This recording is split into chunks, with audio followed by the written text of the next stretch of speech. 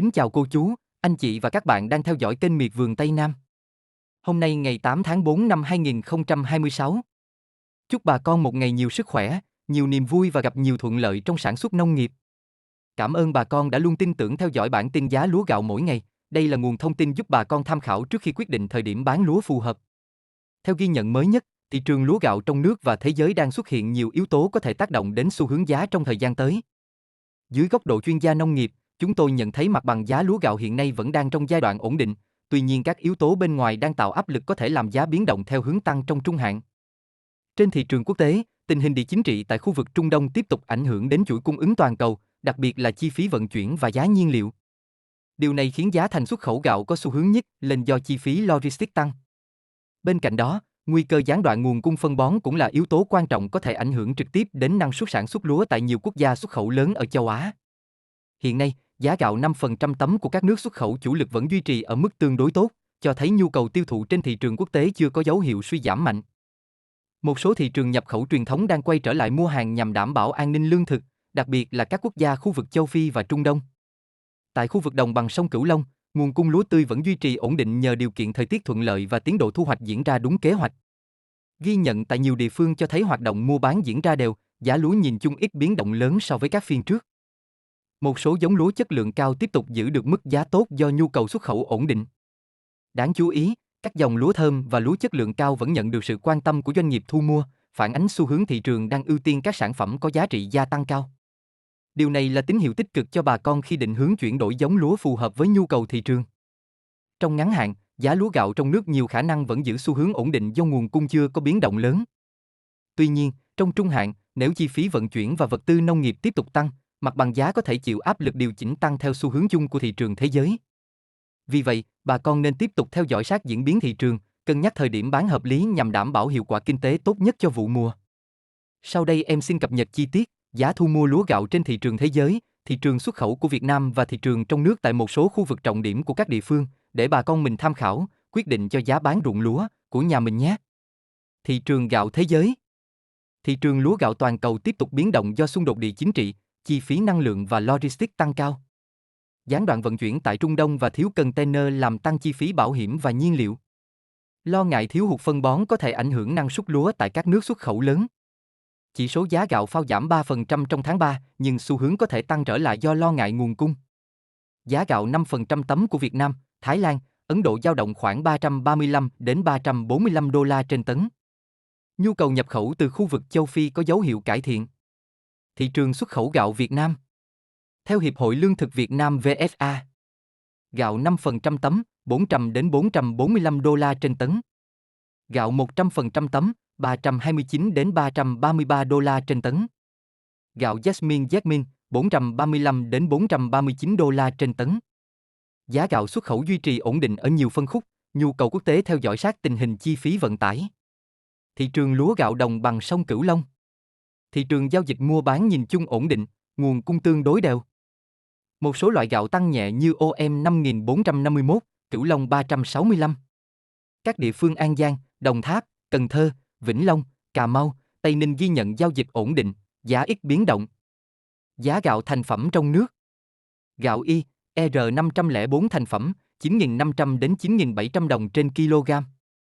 Gạo nguyên liệu Y, R504, 8.000 đến 8.100 đồng trên kg. Tấm thơm 504, 7.600 đến 7.700 đồng trên kg. Cám, 10.500 đến 11.500 đồng trên kg. Giá gạo bán lẻ. Gạo nàng nhang, 28.000 đồng trên kg. Gạo trắng thông dụng, 16.000 đến 17.000 đồng trên kg. Gạo thường, 12.000 đến 14.000 đồng trên kg. Gạo thơm, 17.000 đến 22.000 đồng trên kg. Gạo Jasmine, 17.000 đến 18.000 đồng trên kg. Gạo nàng hoa, 21.000 đồng trên kg. Gạo tẻ thường, 13.000 đến 14.000 đồng trên kg. Gạo thơm thái hạt dài, 20.000 đến 22.000 đồng trên kg. Gạo thơm Đài Loan, 20.000 đồng trên kg. Gạo thơm Nhật, 22.000 đồng trên kg. Giá lúa tươi tại các khu vực. An Giang, Kiên Giang, Tiền Giang. OM 34, 5.100 đến 5.400 đồng trên kg. OM 5.451, 5.900 đến 6.100 đồng trên kg. Y, ER504, 5.400 đến 5.700 đồng trên kg. OM18, 6.200 đến 6.500 đồng trên kg. ML202, 5.900 đến 6.200 đồng trên kg. Đài thơm 8, 6.200 đến 6.500 đồng trên kg. OM380, 5.100 đến 5.400 đồng trên kg. Japonica, 6.000 đến 6.300 đồng trên kg. Jasmine, 6.100 đến 6.400 đồng trên kg. RVT, 6.300 đến 6.600 đồng trên kg. DS1, 6.600 đến 6.900 đồng trên kg. Nếp Long An, 6.100 đến 6.400 đồng trên kg. Nếp 4.625, 6.100 đến 6.400 đồng trên kg. VNR98, 5.700 đến 6.000 đồng trên kg. Hàm Châu 105, 6.000 đến 6.300 đồng trên kg. ST24, ST25 thường, 6.500 đến 6.800 đồng trên kg. ST24, ST25 vuông tôm, 6.600 đến 6.900 đồng trên kg. Lúa Nhật, 6.600 đến 6.900 đồng trên kg. Nàng Hoa, 6.000 đến 6.300 đồng trên kg. Đồng Tháp, Bạc Liêu, Cà Mau, Bến Tre. OM18, 6.200 đến 6.500 đồng trên kg. ML202, 5.900 đến 6.200 đồng trên kg. Đài thơm 8, 6.200 đến 6.500 đồng trên kg. OM380, 5.100 đến 5.400 đồng trên kg. Japonica, 6.000 đến 6.300 đồng trên kg. Jasmine, 6.100 đến 6.400 đồng trên kg. RVT, 6.300 đến 6.600 đồng trên kg. DS1, 6.600 đến 6.900 đồng trên kg. Nếp Long An, 6.100 đến 6.400 đồng trên kg. VNR98, 5.700 đến 6.000 đồng trên kg. Hàm Châu 105, 6.000 đến 6.300 đồng trên kg. ST24, ST25 thường, 6.500 đến 6.800 đồng trên kg. ST24, ST25 vuông tôm, 6.600 đến 6.900 đồng trên kg. Lúa Nhật, 6.600 đến 6.900 đồng trên kg. Nàng Hoa, 6.000 đến 6.300 đồng trên kg. OM34, 5.100 đến 5.400 đồng trên kg.